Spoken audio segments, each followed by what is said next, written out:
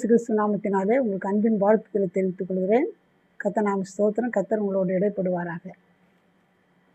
ஒருவேளை எல்லாருக்குமே உலகத்தில் நிறைய பேருக்கு ரொம்ப கஷ்டம், பிரச்சனை, வியாதி, தொல்லை, எத்தனையோ பிரச்சனைங்க சொல்ல முடியாத, யாருக்கும் சொல்லிக்க முடியாத அளவு கூட இருக்குது. இந்த மாதிரி சூழ்நிலை இருக்கும்போது நம்ம என்ன செய்யணும்? இப்படி இதெல்லாம் தப்பிச்சிக்கணும்னா பாடு கட்டி யாருக்குனா போய் சொல்லலாமா? அப்படி தான் சொல்கிறாங்க. அவங்களுக்கு ஃபோன் பண்ணுறது, இவங்களுக்கு ஃபோன் பண்ணுறது, இவங்கள போய் ஆலோசனை, அவங்கள போய் ஆலோசனை கேட்குறது, இவங்ககிட்ட போய் ஹெல்ப் பண்ணு கேட்குறது, அந்த மாதிரி தான் செய்கிறாங்க. அப்படி சொன்னால் எப்போவுமே யாரும் ஆலோசனை கொடுக்க மாட்டாங்க, ஹெல்ப்பும் பண்ண மாட்டாங்க. நம்ம செய்ய வேண்டிய 3 முக்கியமான ஒரு காரியம் இருக்குது. இந்த ரொம்ப நெருக்கமான சூழ்நிலையில் கஷ்டங்கள் இருக்கும்போது நம்ம அதுலேருந்து வெளியில் வரணும்னா நம்ம என்ன செய்யணும்? இது வந்து தொடர்ச்சியாக பாருங்கள், உங்களுக்கு ஒரு ஆலோசனை வரும். அப்போது நீங்கள் பிரச்சனையில் இருக்கிறீங்க. இப்போது இந்த பிரச்சனை வெளியில் வரணும்னா இந்த ஆலோசனையை நீங்கள் ஃபாலோ பண்ணுவீங்கனாக்கா, அதை இப்போ கடைப்பிடிப்பீங்கன்னா கண்டிப்பாக உங்களுக்கு அதுலேருந்து ஒரு விடுதலை வரும். பாருங்கள், எல்லாருமே இது நல்லா இருந்தாங்கன்னு அப்படி சொல்ல முடியாது. மோசையை பற்றி கேட்டால், ஏன்பா மோசே, நீ நீ எப்படி இந்த பொறுமையை கற்றுக்கின ஒரு கேள்வி கேட்டிருந்தா அவர் என்ன சொல்லியிருப்பாருன்னா, இந்த வனாந்தரத்தில் தான் நான் கற்றுக்கினேன். இந்த வனாந்தரத்தில். ஏன்னா மோசையை பற்றி பார்க்கும்போது கொஞ்சம் கோபம். முதல்ல அவர் அரண்மனையில் இருக்கிறாரு, பார்வோனுடைய மக வந்து வளர்த்துங்கிறாரு, பெரிய வளர்ந்து போயிட்டாராங்க. இருக்கும்போது அங்கே என்ன நடந்துச்சுன்னா, அவங்க பிள்ளைங்க அந்த இஸ்ரவேல் ஜனங்கள்லாம் பார்க்கணும். அவங்க அம்மா நல்லா சொல்லி கொடுத்துக்குறாங்க. நம்ம எல்லாம் இஸ்ரவேல் நம்ம எகிப்தியர் கிடையாது சொல்லிவிட்டு அங்கே அடிமையாக இருக்காங்க நம்ம ஜனங்கள்லாம் சொல்லி கொடுத்துருக்காங்க அவங்க அம்மா. அதனால் அவருக்கு ஒரு பெரிய பாரம், நம்ம சகோதரர் தானே அவங்கள போய் பார்க்கணும்னு சொல்லிவிட்டு ஒரு நாள் புறப்பட்டு போகும்போது என்ன நடந்துச்சுன்னா, ஒரு எகிப்தை என்ன பண்ணால், எகிப்தியனுக்கும் ஒரு இஸ்ரவேலுக்கும் சண்டை. உடனே இவருக்கோ நம்ம ஜனங்க இல்லை, இஸ்ரவேல் ஜனங்க, இவங்க வந்து என்ன பண்ணுன்னு சொல்லிட்டு அவனை எகிப்தியனை வெட்டி போச்சிட்டான். அவ்வளோ கோபம். அந்த மாதிரி கோபக்காரன் இன்னைக்கு இவ்வளோ பொறுமையாக இருக்கிறதுக்கு காரணம் என்ன, எப்படி வந்துச்சுன்னு கேட்டால் அவர் சொல்லுவார், இந்த வனாந்தரம் தான். இப்போ ராஜா சும்மா விடுவாரா? இவரை வெட்டி போச்சிடுவார் வேறு அந்த பார்வன். இது கேட்ட உடனே பயந்துட்டு என்ன பண்ணார், நேராக பொட்டு போயிட்டார். அரண்மனையை விட்டுட்டு ஓடிட்டார். அங்கே போய் ஒரு 40 வருஷம் ஆடு மேய்ச்சார். எவ்வளோ பெரிய படிப்பு என்ன, உத்தியோகம் என்ன, அவருக்கு என்ன அந்தஸ்து என்ன. ஏன்னா பார்வனுடைய குமாரன் ஒரு ஸ்தானத்தில் இருந்தார். இப்போ என்ன ஆயிடுச்சுன்னா, அங்கே போய் ஒரு பார்வன் பயந்து அங்கே போயிருக்காரு. அங்கே போய் என்ன வேலை பண்ண முடியும்? காடு மேய்க்கிறவங்கம்மா ஒரு பெண்ணை கட்டி கொடுத்தாங்க, கல்யாணம் பண்ண மாமனார் இருக்கிறாரு. அவங்க மாமனார் வீட்டில் ஆடு மேய்க்கிறார். எவ்வளோ 40 வருஷம்.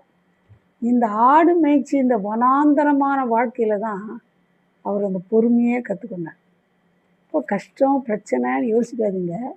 இந்த கஷ்டம் எப்போவுமே இருக்கணும்னு நினைக்காதீங்க. பாருங்கள், இந்த மோசையை பார்க்கும்போது அவர் ஏறக்குறைய அவர் 40 வருஷம் என்ன பண்ணார், கஷ்டப்பட்டாலும் அவருக்கு அந்த பொறுமை வந்துட்ட உடனே அவர் என்ன பண்ணாருன்னா 40 லட்சம் மக்களை கர்த்தர் அவர் கையில் பொறுப்பாக கொடுத்துட்டார். நீ என்ன பண்ணணும், கானான் தேசத்துக்கு போனவங்களான்னு சொல்லிட்டார்.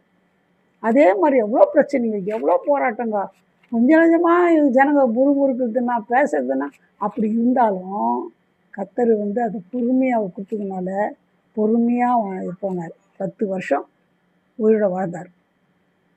119 வருஷம் உயிரோடு வாழ்ந்தாலும் அவர் வந்து 97 வருஷம் என்ன செய்தார்னா, கொஞ்சம் கஷ்டத்தில் பாடில் வேதனைலாம் இருந்தார்.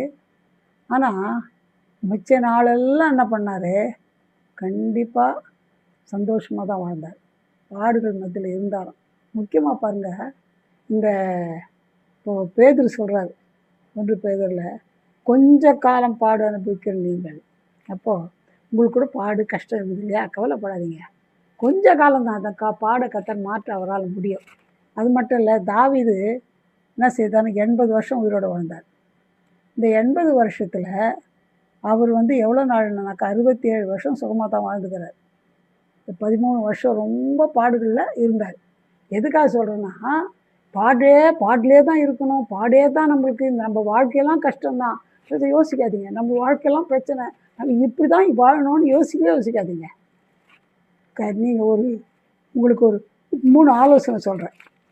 இந்த 3 ஆலோசனை நீங்கள் ஃபாலோ பண்ணிங்கன்னா, இந்த கஷ்டம் பிரச்சனையை என்ன பண்ணுவார்னா சகலம் நன்மைக்கு ஏதுவாக மாற்றிடுவார்.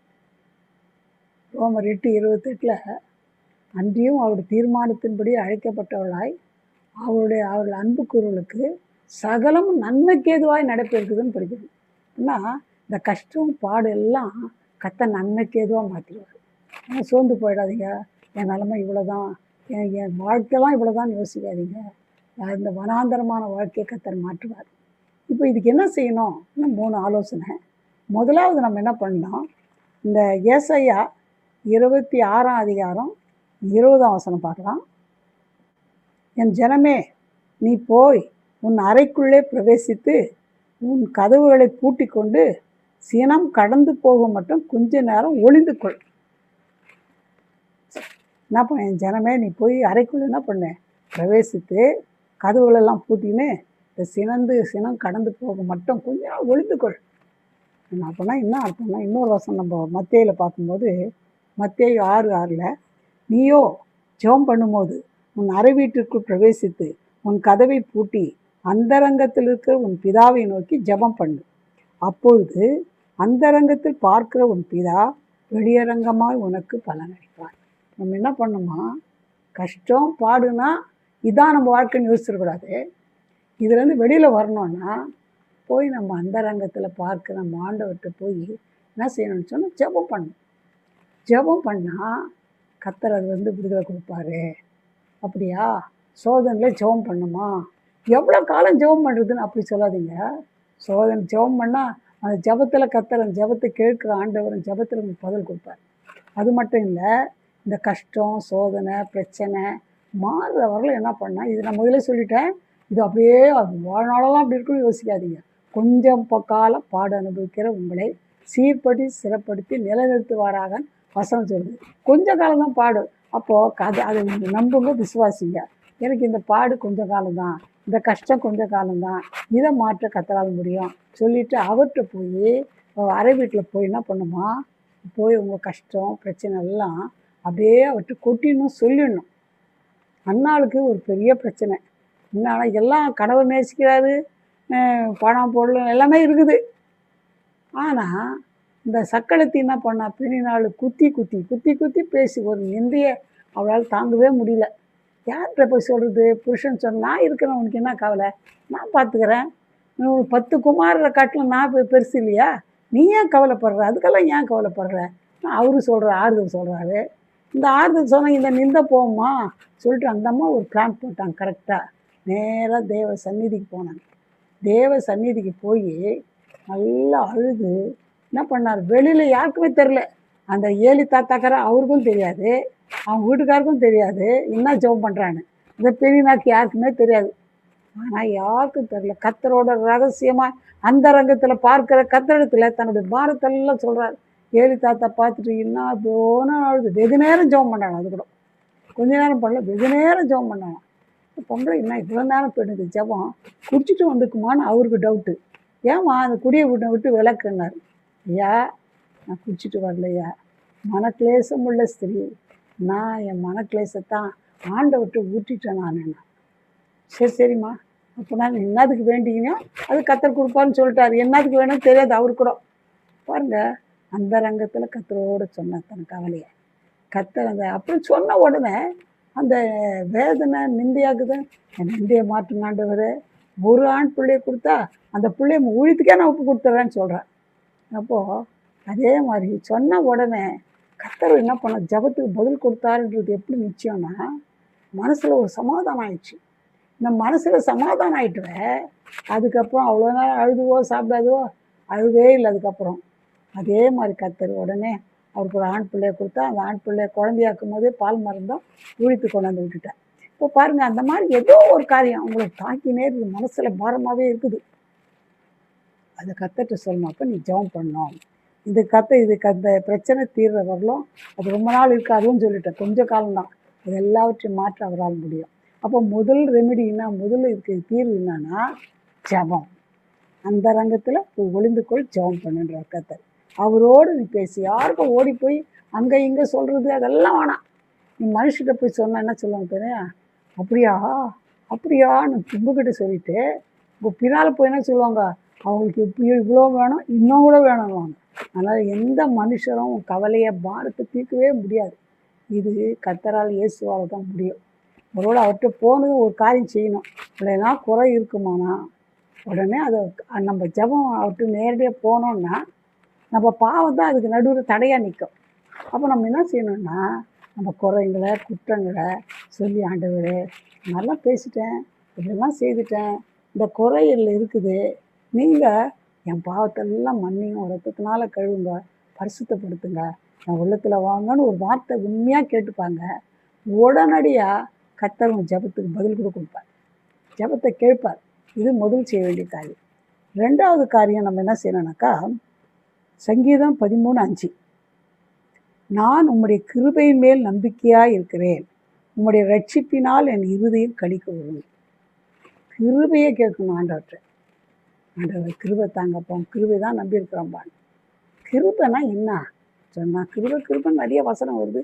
நான் என்ன கிருபைன்னு என்ன அர்த்தம்னா, தகுதி இல்லாத ஒருவருக்கு கர்த்தர் பாராட்டுற தயை தான் கிருபை. எவ்வளோ காரியங்க நமக்கு தகுதியே இல்லை பாருங்கள். இந்த கிருபை இருந்தால் தான் கேட்டால் கர்த்தர் கிருபை கொடுப்பார்.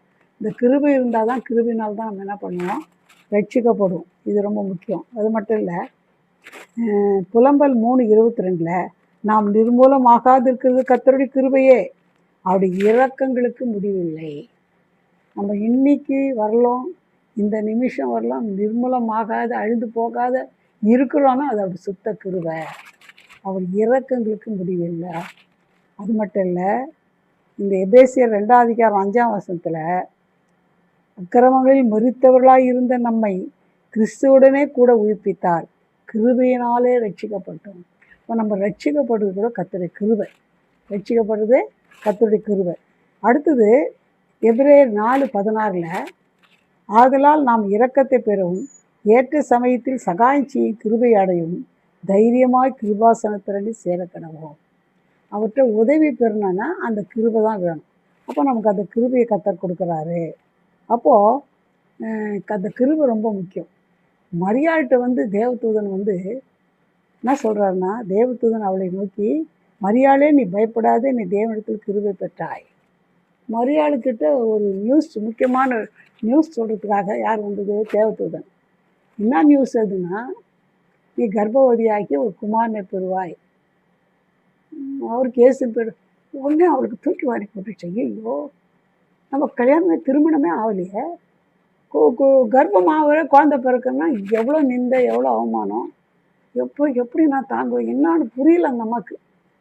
ஆனால் நீ என்னத்துக்கு பரிசுத்தாக நேரிடும், அப்போ நீ கர்ப்பவதி ஆவேன்னு சொன்னார். அது மட்டும் இல்லை, எப்படி ஆகும்னு சொன்னால் உடனே உன் உறவினராகி எலிசபெத்து மலடியாக இருந்த அதிக வயசான அந்த அம்மாவுக்கு இப்போ கர்ப்பமாகி 6 மாதம் ஆயிடுச்சுன்னு சொன்ன உடனே அவர் கிருபை பெற்றிருந்ததுனால உடனே ஓகே சரி அப்படியே ஆக்கடன்னு சொல்லிட்டார். தேவதூதன் போயிட்டார். பாருங்கள், அவர் கிருபை பெற்றிருந்ததுனால தான் அவ்வளோ பெரிய காரியத்தை, அவ்வளோ ஒரு நிந்தை, எப்படி அவமானம் முடியுமான்னு யோசிக்காத அதை உடனடியாக அதை ஏற்றுக்கொள்ள முடியாத ஒரு கிருபையை கர்த்தர் கொடுத்தார். அது மட்டும் இல்லை, இங்கே பவுலப்போஸ்தலனை பற்றி நம்ம பார்க்கும்போது ஒரு 2 கொரிந்தியர் 12 என்ன சொல்கிறாருன்னா, அவருக்கு ஒரு முள் கொடுக்கப்பட்டது. அந்த முள்ளுக்கு என்ன முள்ளுன்னு தெரில, அது குறிப்பிடப்படல பைபிளில். இந்த முள்ளுனா கத்தாவே இந்த முள்ளை என்னிருந்து எடுத்துருங்கப்பா. அவர் ஜெபம் பண்ணி எவ்வளோ பேர் சுகமாயிடுச்சு. இது என்னால் முடியல, தாங்க முடியல, முள்ளை எங்களுக்கு எடுத்துருங்கப்பா சொல்லி 3 முறை கேட்டால் அவர் சொல்லிட்டாரு, என் கிருபை உனக்கு போதும், உன் பலவீனத்தில் பலன் பூர்ணமாக விளங்குன்னு சொல்லிட்டார். இப்போது பாருங்கள், அந்த கிருபை இருந்ததுனால அவர் என்ன ஆயிடுச்சுன்னா அந்த பிரச்சனையை அவர் பெருசாகவே எண்ணலை. காரணம் என்னென்னா அந்த கிருபை அப்படி மாற்றும். இந்த கிருபை நம்ம கூட இருக்கும்போது என்ன கஷ்டமோ பிரச்சனையோ வேதனையோ வியாதியோ அது நமக்கு கஷ்டமாகவே தெரியாது. பாருங்க, இந்த நோவா கூட பைத்தியக்காரம்பா, மழையும் இல்லை தண்ணியும் இல்லை, இவ்வளோ பெரிய கப்பல் கட்டுறாரு, எங்கே மிதக்கிறது என்ன ஆகுறதுன்னு கிண்டலாக கேலே பேசிட்டு இருப்பாங்க யாரும் ஜனங்க. ஆனால் அவருக்கு கூட கிருபை இருந்தது, கத்தரி கையை கண்டு தயவு கடுத்து கிருபை இருந்தது. அதனால் அதெல்லாம் ஒரு கண்டுக்கிற கத்த சொன்னதுக்கு கீழ்ப்படிஞ்சு அந்த கப்பலை அந்த மாதிரி ஜனங்களை வச்சே கட்டி வச்சிட்டார். பாருங்கள், அவரை வச்சு அவரையும் அவர் குடும்பத்தையும் வந்த ஜல பிரளயத்தில் அந்த குடும்பம் மட்டும் காப்பாற்றப்பட்டாங்க. இப்போது ஒரு பெரிய ஆசீர்வாதத்தை அவர் பெற்றுக்கொண்டார். இதுலேருந்து நமக்கு என்ன தெரியுதுன்னா, கிருபை வேணும். நம்ம என்ன பண்ணோம், கிருபை கேட்கணும். ஆண்டவரே எனக்கு கிருபை தாங்கப்பா, கிருபை தாங்கன்னு கிருபை கேட்போமானா, இந்த கிருபை என்ன செய்யணும், நம்ம பலவீனத்தை பலவீனமாக இருக்கும் போதே பலமுள்ளவர்களாக கத்த மாட்டோம். இந்த பலவீனம் நமக்கு தெரியவே தெரியாது. பாருங்கள், சிங்ககபிலேயே போய் தானியலை போட்டால் கூட அவர் கிருபை பாருங்கள், அவர் உண்மையாக இருந்தானாக்கா, உண்மையாக இருந்தார், கத்தருக்கு உண்மையாக இருந்தார். என்ன தான் வந்தா நீ வணங்கினா, இந்த மாதிரி வேறு எந்த தெய்வத்தையும் வணங்கினாக்கா ராஜா தவிர உன்னை சிங்ககபியை போடுவானா, கவலையே படல, பயப்படுவோம் இல்லை, சிங்ககபியோட போடணும். நான் ஜெபிக்காது இருக்க மாட்டேன். அது ஒரு தடவை வழக்கம் போல் 3 வேளையும் ஜெபம் பண்ணுறார். காலைல ஒரு தடவை, மத்தியானம் ஒரு தடவை, ராத்திரி ஒரு தடவை ஜெபம் பண்ணுறார். ரகசியமாக பண்ணார் இல்லை, வெளியரங்கமாக ஜன்னலை திறந்து வச்சுட்டு யாருன்னா பார்த்துங்க, என்னென்னா பண்ணுங்க, நான் ஜெபம் பண்ணாது இருக்க மழை எருசலேம் நேராக மெத்த மேலே போய் இது பலகனி ஏதாவது ஜன்னலை திறந்து வச்சு போய் ஜெபம் பண்ண வழக்கமாக ஜெபம் பண்ணார். உடனே ராஜா என்ன பண்ணார், இது என்ன பண்ண தெரியல, ராஜாவுக்கு ரொம்ப அவரை பற்றி பிடிக்கும். உடனே தூக்கி சிங்ககபியில் போட்டாங்க. போட்டால் ஒரு சிங்கம் கூட ஒன்றுமே பண்ணல. ஒரு படத்தை ஒன்று பார்த்தேன், வீடியோ மாதிரி. எப்படி இதுன்னா, அந்த சிங்கத்துக்கு மேலே இவர் படுத்துங்கிறார், ஒன்றுமே பண்ண முடியல அந்த சிங்கத்தால். ஏன்? கிருபை. அவர் கத்தருக்கு பயந்து ஜீவித்த மனுஷன். அந்த கிருபை என்ன பண்ணார், கிருபை இருந்ததுனால சிங்கம் ஒன்றுமே பண்ணல. இந்த மாதிரி எத்தனையோ பைபிள்லேருந்து எத்தனையோ விதங்கள் ஆசீர்வாதங்களை சொல்ல உங்களுக்கு தெரியும் இதெல்லாம். அப்போது நீங்கள் என்ன ஒன்றே ஒன்று செய்யுங்க, முதல்ல நல்லா ஜெபம் பண்ணணும்னு சொன்னார். 2வது, அவர் கிருபைக்காக கெஞ்சுங்க, கிருபைக்காக எனக்கு வேண்டிக் கொள்ளுங்க. அப்போ உங்கள் பலவீனத்தை மாற்றுவார், பிரச்சனையை மாற்றுவார். தேவையை சொல்லி கிருபை கொடுங்க ஆண்டவரேன்னு கேட்டால் போதும், அவர் கண்டிப்பாக கிருபை கொடுப்பார். 3வது காரணம் என்னன்னாக்கா, நம்ம கஷ்டம் வந்த உடனே இவ்வளோ கஷ்டம் நன்மை வந்தால், நன்மை செய்தால் கத்தனை பண்ணு, கத்தாவே உங்கள் ஸ்தோத்திரம்ப்பா, அல்லேலூயா ஸ்தோத்திரம்னு சொல்லுவாங்க, அல்லேலூயா ஸ்தோத்திரம்னு சொல்லுவாங்க எல்லாருமே. ஆனால் கஷ்டம் பாடு தேவை பிரச்சனைன்னு வரும்போது என்ன பண்ணுவாங்கன்னா, என்ன பிரச்சனை, என்ன வேதனை, எப்படி, அப்படி பேசவே கூடாது. அந்த மாதிரி வேலைகளில் கூட நம்ம என்ன பண்ணால், ஒரு வசனம் இருப்பாருங்க, சங்கீதம் 149:8, அவர்கள் வாயில் கத்தரை உயர்த்தும் துதியும் அவர்கள் கையில் இருபுறமும் கருக்குள்ள பட்டயம் இருக்கும். அவர்கள் வாயில் கத்தரை உயர்த்தும் துதி, இங்கிலீஷ்னா ஹை ப்ரைஸ். ஹை ப்ரைஸ்னால் லோ ப்ரைஸ் கூட ஒன்று இருக்குது. லோ ப்ரைஸ் என்னன்னா, கத்தர் நன்மை செய்தால் அல்லேலூயா ஸ்தோத்திரம் சொல்கிறது. நன்மை செய்யலை, ஏதோ ஒரு கஷ்டம், நான் சொன்ன மாதிரி கஷ்டம் பாடு ஏதோ வந்தால் உடனே கத்தரை துதிக்கிறது இல்லை, உடனே முறுமுறுக்குது. அப்படி இருக்கக்கூடாது. என்ன செய்யணும்னு சொன்னால், கத்தரை துதிக்கணும், கத்தரை துதிக்கணும். கத்தர் நல்லவர், கத்தர் என் நன்மை செய்வார், இந்த பாடு அவரால் மாற்ற முடியும், இந்த கஷ்டத்தை அவரால் மாற்ற முடியும், இந்த தேவையை அவரால் தீர்க்க முடியும்னு சொல்லிட்டு கத்தரை நல்லா துதிக்கணும். அப்படி துதிக்கும் போது ஸ்தோத்திரம் பண்ணோம். அப்போ செய்யும்போது கத்தர் என்ன பண்ணுவார், இதை கண்டிப்பாக நமக்கு மாற்றுவார். அவரால் முடியாது ஒன்றுமே இல்லை. இல்லைன்னா ஒரு தீர்க்க தரிசனமாக சொல்லணும், கர்த்தர் இந்த பாடை மாற்றுவார், கர்த்தர் இந்த கஷ்டத்தை மாற்றுவார், கர்த்தர் இந்த தேவையை மாற்றுவார் சொல்லிட்டு தீர்க்க தரிசனமாக அப்படியே சொல்லுங்க. அது செய்ததுக்காக ஸ்தோத்திரம், கொடுத்ததுக்காக ஸ்தோத்திரம், வியாதி சுகமாத்துக்காக ஸ்தோத்திரம், அப்படி தீர்க்க தரிசனமாக விசுவாசத்தோடு சொல்லி பாருங்கள், உங்கள் பிரச்சனையெல்லாம் கத்தர் மாற்றிடுவார். இந்த 3 காரியத்தை நீங்கள் செய்யணும்னு கத்தர் விரும்புகிறார். கத்தர் உடனே என்ன பண்ணுவார், பிள்ளை வேறு பற்றியா, என் பிள்ளை கஷ்டம் வந்தால் கூட எனக்கு துதிக்குதே, பிரச்சனை வந்தால் கூட துதிக்குதே, நான் செய்வேன், பதில் கொடுப்பேன், நம்புதே சொல்லிட்டு உடனடியாக கத்தர் விடுதல் கொடுப்பார். இந்த 3 காரியம் செய்யணும். ஒன்று சொன்னால் ஜெபிக்கணும், கத்தருடைய வந்தரங்கத்தில் போய் கத்தர்கிட்ட எல்லா காரியத்தையும் சொல்லி ஜெபிக்கணும். 2வது என்ன சொன்னாக்கா, கத்தர் நம்ம கிருபை கேட்கணும். 3வது என்னன்னு சொன்னால், கத்தர் ஒன்று வேறு கஷ்டமாக இருந்தாலும் கத்தர் செய்வார்னு அவர் நன்றியோடு துதிக்கணும். இது 3 காரியம் செய்யும்போது அந்த பிரச்சனையை கத்தர் மாற்றுவார். எப்பேற்ற நெருக்கத்தையும் மாற்றுவார். ஜெபிக்கலாம். எங்களை நேசிதான பரம்பிதாவே, நல்ல வேலைக்காக நன்றி துதிக்கிற ஐயா. பாதப்பட வர தேவரீ நல்ல பருவத்துக்காக கவனத்துக்காக சேர்க்குறீங்க. கேட்டுக்கொண்டு எவ்வளோ பேர்ப்பா அதிகமான நெருக்கம், கஷ்டம், பிரச்சனை, வியாதி, வேதனை, தொல்லை இப்படி இருக்கிறாங்க, நெருக்கங்கள் இருக்காங்கப்பா. அவர்கள் எப்படி அதுங்க வெளியில் வரணும் நீங்கள் ஆலோசனை கொடுத்தீங்க. அதற்காக சேர்த்துருக்கிறையா. இது கொஞ்ச காலம் பாடுன்னு சொல்லிட்டீங்கப்பா. அதற்காக நன்றியோடு துதிக்கிறையா. இதற்கத்தாவே சேர்த்திருக்கிறையா. துதிக்கும்போது கண்டிப்பாக நீங்கள் ஒரு அற்புதம் செய்வீங்கப்பா. 2வது கிருபைக்காக உங்களை வேண்டிக் கொள்ளும்போது கஷ்டம் பாடு எல்லாம் கஷ்டமாகவே தெரியாதபடி ஒரு அற்புதம் செய்வீங்கப்பா. 3வதாக நீங்கள் கத்தாவே செய்வீங்க, கொடுப்பீங்கன்னு கொடுத்துட்டாரு செய்வாருன்னு ஒரு தீர்க்கதரிசனமாக தைரியமாக அறிக்கையிடும்போது நீங்கள் அற்புதம் செய்வீங்கப்பா. அதற்காக நம்ம நன்றியோடு துதிக்கிறோம். ஆண்டவரே, இப்படி கஷ்டத்தில் துன்பத்தில் இருக்கிற மக்களுக்கு இந்த ஜெபத்தை யார் யார் கேட்குறாங்களோ அவர்களுக்கு இப்பொழுதே ஒரு விடுதலை தாங்க, இப்பொழுதே ஒரு நிம்மதியை தாங்க, இப்பொழுதே பிரச்சனை விடுதலை தாங்க. கஷ்டமோ, துன்பமோ, வியாதியோ, கடன் தொல்லையோ, பிரச்சனையோ, அந்த கோர்ட்டு கேஸோ, எந்த விதமான சூழ்நிலை இருந்தாலும் அதை மாற்றமால முடியும். இதை கேட்குறவங்களுக்கு அற்புதமாக செய்யுங்க. நாமத்தை பயன்படுத்தி கொள்ளுங்க. பெரிய காரியம் செய்யும். இயேசுவின் நாமத்தில் ஜெபம் கேளும் பிதாவே. ஆமென். God bless you.